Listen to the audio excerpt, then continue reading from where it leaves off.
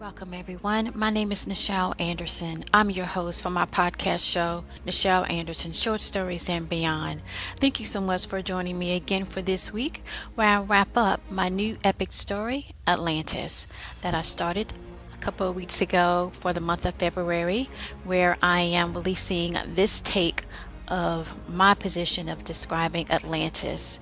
So hopefully, if you have been following this new epic story, that you enjoyed my journey in writing about this very infamous place that people really do like the concept of it in a sense of history and the technology or so forth that I'm bringing in a sense forward of what I envisioned it was to be. It was. So at any rate, thank you so much for joining me this week. This particular podcast is considered a premium podcast. I do release mostly clip snippets, and then at times during my season I release the full short story. So in this particular regard, last month and this month I did a full short story release. As I mentioned, returning back to Mahogany that was featured last summer, and then this month, brand new short story of Atlantis.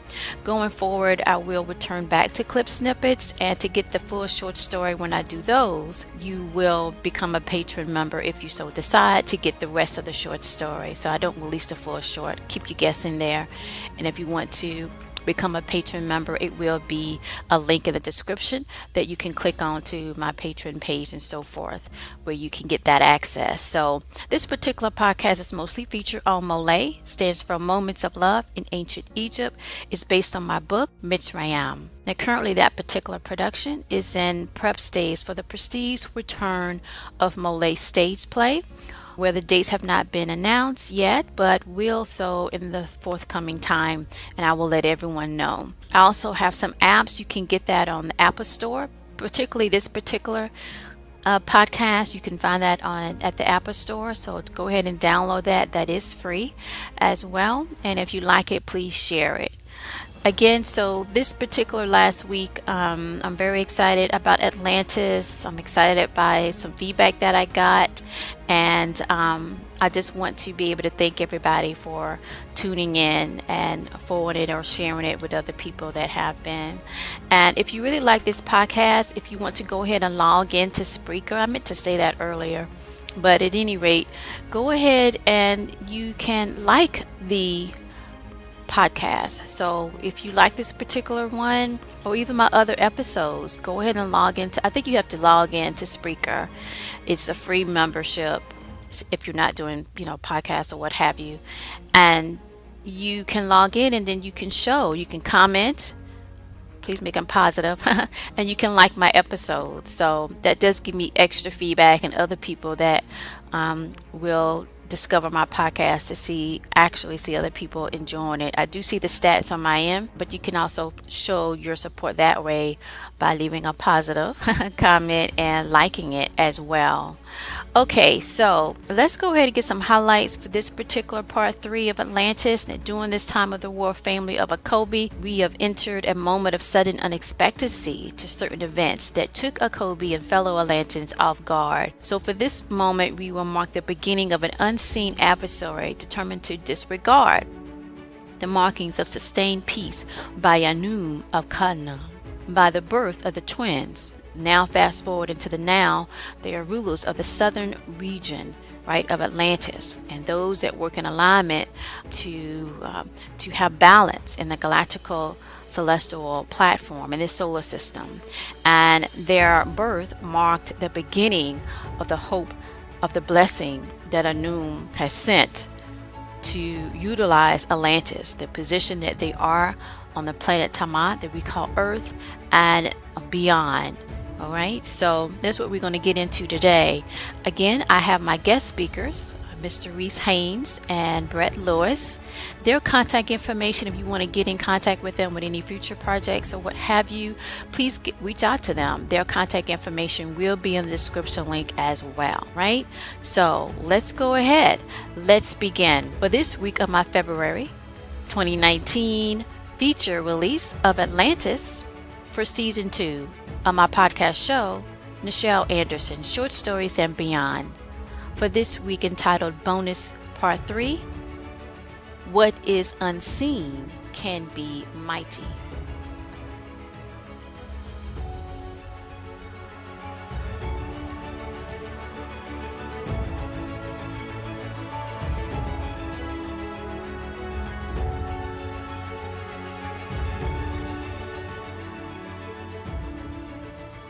Opening scene. We see Acobi standing in the center domain of his reign, looking out to the grounds before him that open to the meadow as far as his eyes can see.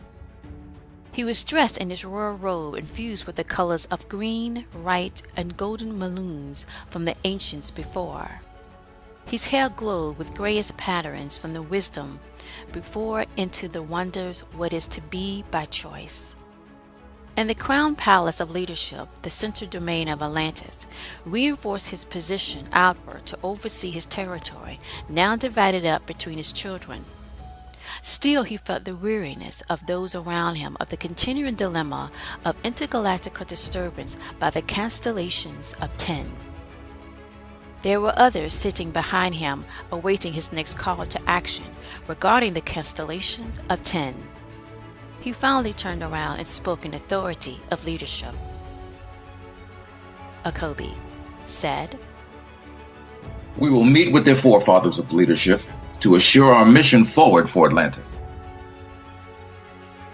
Mafazzo, his general of all Atlantis and trusted friend, spoke up with concern. In those times before, discussions left us still at neither crossroads within the intergalactic region. Lyson, the second-ranked military officer of Atlantis, spoke.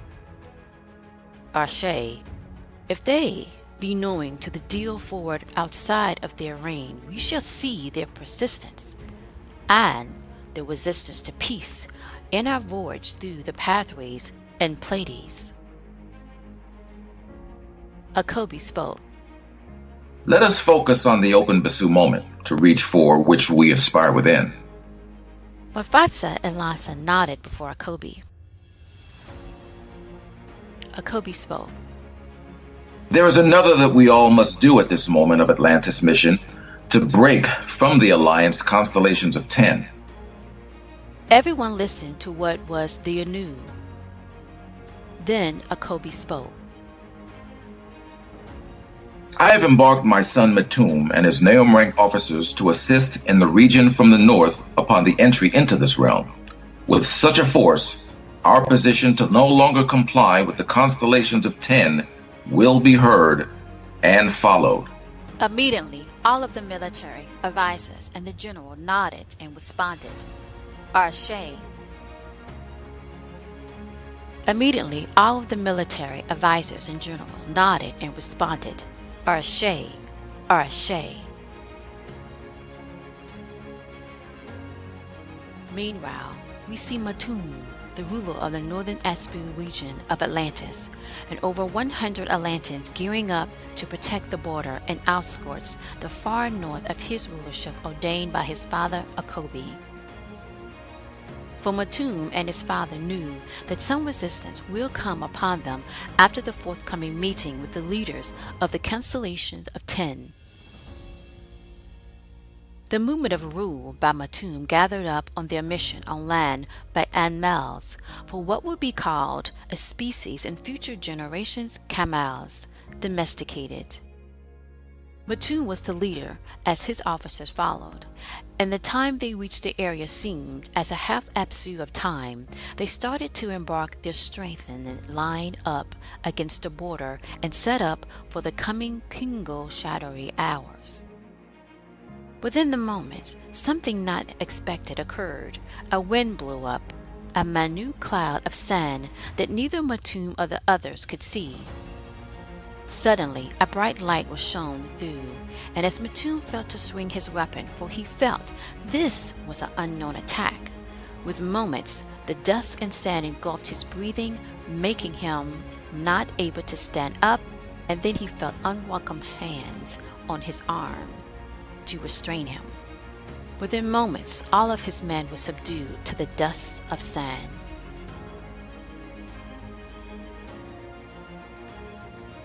On the southern region of Atlantis, it is Makato that was talking with her close confidant and Arinte, her twin brother. Suddenly she stood up and walked to the edge of the mountain ridge and looked out to the open sea of blue water. She felt to held out her hand as she felt a current of change.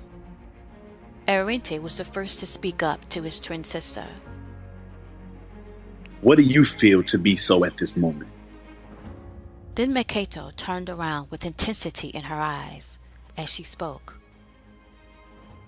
An unknown covering has engulfed the north, and I no longer can see or feel our brother. Arinte stepped back as Makato's words hit him in the now anew.